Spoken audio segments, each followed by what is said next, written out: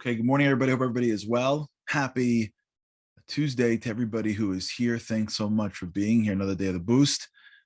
I'm getting tricklings in of people that didn't realize that we're back on. So if you're here for the first time, thanks so much for being back. Yesterday, we started to have this, we continued a conversation that we started yesterday about the concept of gamifying your life, how games really are synthetic traps for your psyche. Your mind needs things to feel satisfied. Your mind needs to feel good at the end of each day. God created your mind to work in a certain way because he's gearing you towards something. There's a reason, I believe, why you naturally want to be a master at something, because that's how you're going to become good at life. That's an amazingly healthy psychological principle. Wow, that's amazing. Somebody has mastery as one of their psychological needs. That's a big gift. That's a big gift. That means that you are naturally programmed to get better in life and not worse. The problem is that the world will give you things to get better at that don't really have a lot of meaning. That's the challenge that we have to navigate through. And this is the challenge that we've been talking about called good to great. The world will give you a problem. Sports, and I love sports, so I don't mean to pick on it, or materialism of any sort. Name it. There's a new thing now. It's not new, but like foodies.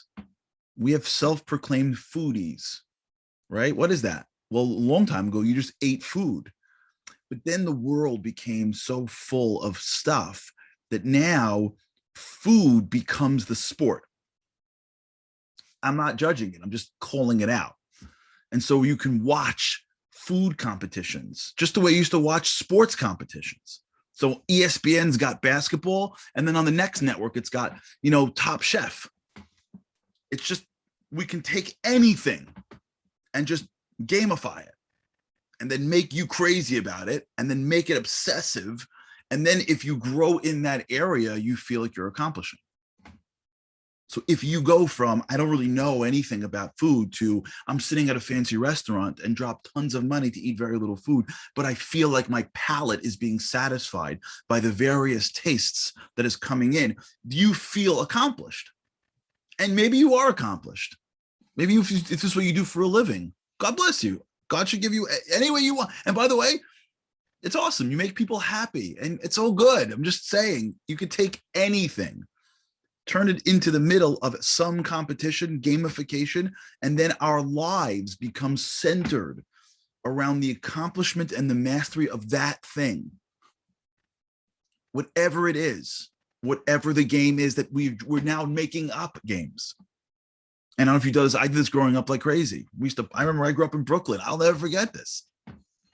We used to go in the synagogue that we went to. We had like 8 or 9 like super close friends. We could not sit in service. It was, like, forget it. We used to go downstairs, and the shul, the synagogue, had a huge social hall. And we used to like figure stuff. We didn't have a ball. We couldn't bring a ball with us to shul. It would have been like, my father's not letting me bring a ball with me. You crazy? So you sit next to him, then you gotta go to the bathroom, then you come back, then you go to the bathroom. After a while, he's like, all right, whatever. And like all my friends, like one by one, like sneaks out. And you get like an hour while they're still doing their thing. And like, we're looking around. I don't know. We found a sock. We found like 2 cups. You know what I'm saying? Like we found some like pipe. And the next thing you know, we're having like the most intense game of like sock baseball that we made up the rules 5 minutes earlier. Literally. That's all we're talking about the whole day. We're sweating. We're trash talking. We're mad at each other because I was safe on the fake base in sock baseball. And then the next week, someone brings the sock in. He goes to shul with like 2 socks, takes off one in the bathroom, ties it up in a knot, and next day, and now our lives, for those who were with me then, if you're listening, was sock baseball. I think that's like, that was the sport of like, my 12th year of life. Whatever it is, just stick it in the middle and it becomes something. There was no concept a couple of years ago that you posted on in social media and you track people, how many people like what they had to say. That was unheard of. Now it's competition. Who can get more likes? The value of your video, the value of your post is not based on your content. It's based on the reaction to your content. You can say the greatest thing in the world, but if nobody likes it, we devalue it. It's the new sport. That's the good. Just we have to recognize it here and try to see it in your own worlds. Try to look for it. Look for things that weren't gamified a couple of years ago that are now fully gamified. And people now are willing to sacrifice time and resources to be more accomplished in the thing that just a few years ago didn't even really exist at this level. So it's good because you are satisfying a need called mastery. The alternative would be giving up. At least if you're going and doing these things, it's better than sitting home and not doing it. At least if you're on the side of accomplishing and becoming more of a master of something, that's 100 times better than giving up. And I know people, I'm sure you knew people as well, that they just, either they're so overwhelmed with all that's going on that they just can't, or they're giving up, or that they've used destructive things to gamify, or they're using destructive things because they're losing the game. We had a guy on the show, on the Shabbat show, maybe like 6 months ago. Incredible individual, so real, so raw, who was addicted to alcohol. I think it was alcohol. And he said what got him going was that he was in competition with everybody else who was in his community vis-a-vis wealth. And he was losing the game and he couldn't handle it. Tremendously honest, but happens all the time.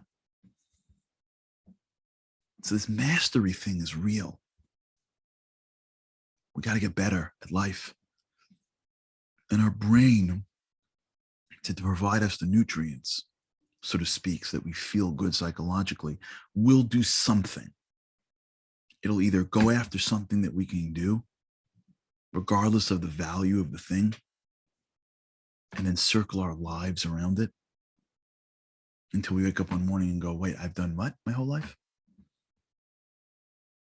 This happens a lot. We can spend hours on this. We could spend hours on guys. I'm going to say guys because I'm sure there are women like that as well, but I've only spoken to guys about this who have spent the majority of their lives stepping on everybody, including their family, to wealth, to only achieve wealth, turn around and have nobody behind them. They took the dollar bill and put it in the middle of their game, and that was their only game they played. And they stepped on everybody. And people pretended to like them because they wanted their money. But as soon as either that went away or the kids got old enough or whatever, what happened? He didn't even realize it. He was gamifying money.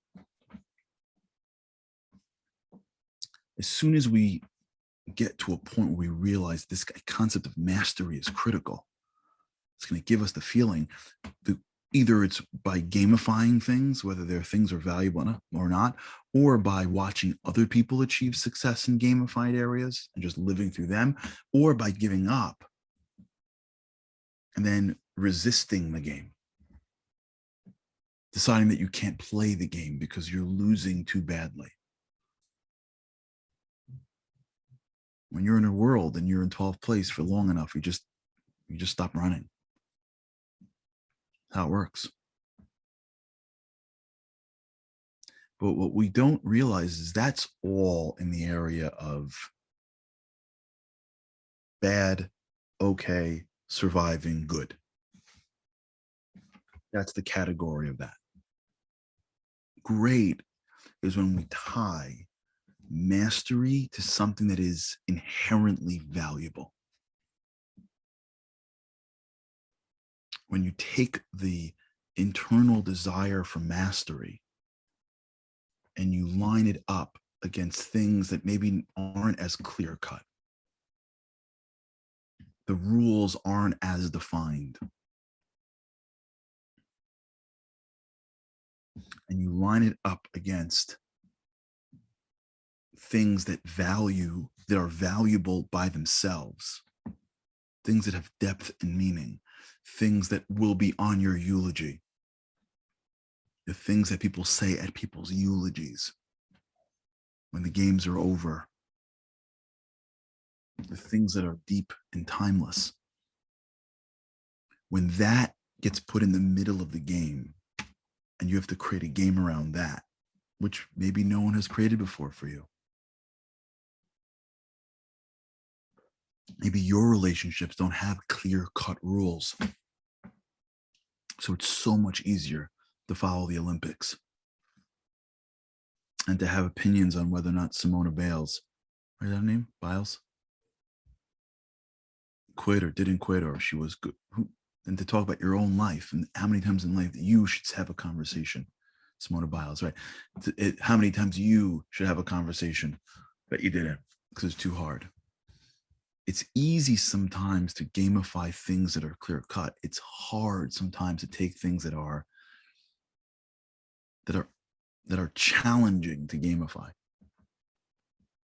but that are real, and you put that in your game. That's into the world of great. That's how you unify the mind, the body, and the soul. You take the way your mind is programmed and you align it to what your soul wants. You don't take your soul and you suffocate it to give your body what it wants. Your body works for your soul. I was thinking about this today, this morning. I don't know what triggered this, about an individual that I knew that achieved so much, what we would call indulgence. Sometimes you have friends that have so much stuff. I don't know, so much stuff. And they never work for it, at least this person. I don't know what triggered me this morning to think of him. He has, I don't know anyone that indulges in the world more. Access to everything. I mean, I can't even begin.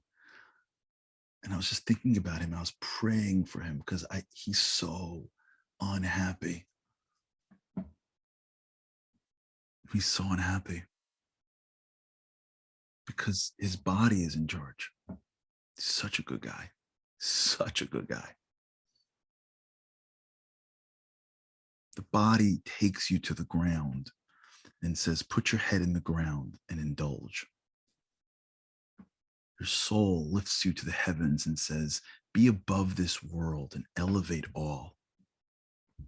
Your soul makes you feel like everything is elevatable.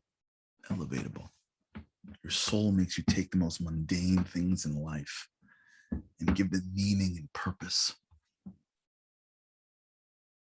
Your soul goes through the highs and the lows of this world, and in the highs modulates you so that you don't lose yourself in your ego, and in the lows elevates you so you don't get lost in the sadness. Your soul is your window into a world that's timeless. And throughout our day, we have the opportunity to use our bodies to tap into something deeper. But we got to use our minds for that reason. And when we realize that mastery is a God-given gift that I'm going to either use for things that are invaluable and timeless and then get them. You see, the beautiful thing about mastery is that it's already a built-in nutrient. So when you're working towards mastery, your body, your mind is like self-generating a momentum. I remember growing up on Sunday was like 100 degrees. So I went to visit a buddy of mine upstate. It was 100 degrees. So we were playing ball. I haven't played ball in a long time. So we were playing ball outside. And we're walking back, pretending like as if we were younger than we were. It's okay if you play against people your own age, you still have in your head you're being younger because you're still just as good. Just you can't play with anybody younger than us. That's the rule. As you grow older, you have to stay with the people that are your age, so that you continuously, you're slower, but they slower. So now you think you're faster. You know how that works? Or older, right? You never play with people that are younger than you. It's just bad psychologically. So we were talking on the way back about what it was like, it was 100 degrees growing up. What's the first thing you have when it's 100 degrees? A lot of people, when it's 100 degrees, what's the first thing they do? They go into air conditioning, right? Or water. When it's 100 degrees, my inclination, my first thought, when I walk out of the house, 100 degrees, first thought is, I miss playing ball. Because when I was a kid growing up, camp was 100 degrees. We went to the court and played for 6 straight hours. And the hug of the humidity was just your friend on the court. And the guys that did it know exactly, and the women, whatever, the sports player that did it, they know exactly what I'm talking about. That's how we grew up. Summers, ball, 100 degrees. So my brain is thinking, oh my God, it's ball. And a friend turns to me and goes, man, we worked so hard for nothing back then. I'm like, not for nothing. Ball was everything to us. Like ball was when I grew up, ball was in the middle of your game. The gamification of my youth had an orange basketball in it. So when I was done playing 6 hours of ball, I shot, 50 shots just to make sure that my shot was still, was growing. And I woke up in the morning and I was just randomly walking, plus some places I just dribbled. It was who I was. Once I put the basketball into the center of my game, it didn't feel like work when I was exerting myself physically, because my mind wrapped itself around the concept that ball is your path towards mastery. And so the work, the exhaustion, didn't feel like work. It wasn't because it was a sport. If you would have given me another sport, I'd be going out of my mind. If you would just take the ball away and I'd have to run up and down the court, they're called suicides. At least when I grew up, they were called them suicides. We couldn't do more than 5. You take a ball out of our hands and you run the people up and down the court 10 times, they're exhausted. They're falling apart. You put a ball in their hand, they run up and down the court 100 times. They're like, let's keep on playing. What changed? It's not the exhaustion. It's not the sport, because the runner would do it, but the guy who plays hockey wouldn't. And the person whose mastery is being